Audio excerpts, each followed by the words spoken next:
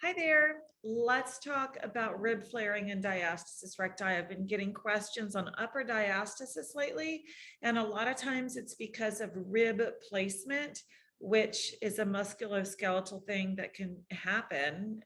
It can happen because of pregnancy. It can happen because of the way our bodies are set up, and it's all okay. It's just a work in progress to get things to go to a nice, even rib cage. And so here's what I mean in general. Okay, here's your ribs. They go over your lungs and all the way around the body. And a lot of times they're open or stuck out right here.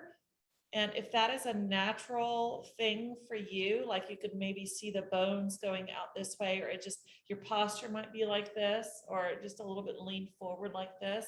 And the issue with that, of course, is that it's sort of spreading the upper rectus abdominis, and it might be having a difficult time reconnecting or having that level of core engagement that you want. Okay, so if your ribs are like this, it is a practice to get them to go like this. And so that whole alignment thing that I talk about with your ribs sitting over your hips and this literal line from your head to your ear to your shoulder through your ribs to the top of your hips, that is really important here. Because if you're here, we're going to struggle.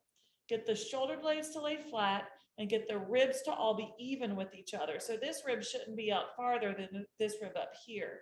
You have to sort of take it and sort of tuck it in. And when you do that, it will automatically engage these muscles toward the top of the abdomen, including the deep transverse abdominis muscle, and then help with that rectus abdominis engagement as well. So once you have that alignment from here, okay, to here, and you can feel that engagement happening, I also want you to zip up from the floor to your sternum. That's the lower TVA engagement as well. We don't want to leave that out. And then the next step is, of course, to practice breathing from this position so that when you're breathing, you're not going,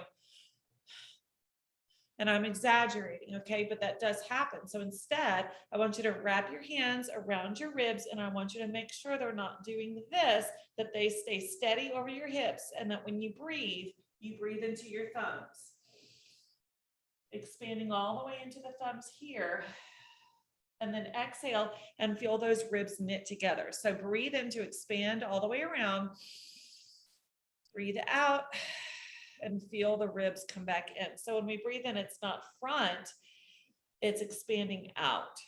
And the breath out comes back in. Now, talking to people lately, I know that that's a practice. Like it doesn't necessarily happen the first time. Like it's like my thumbs aren't, like the back isn't expanding. I can't get it to expand anywhere but in the very front.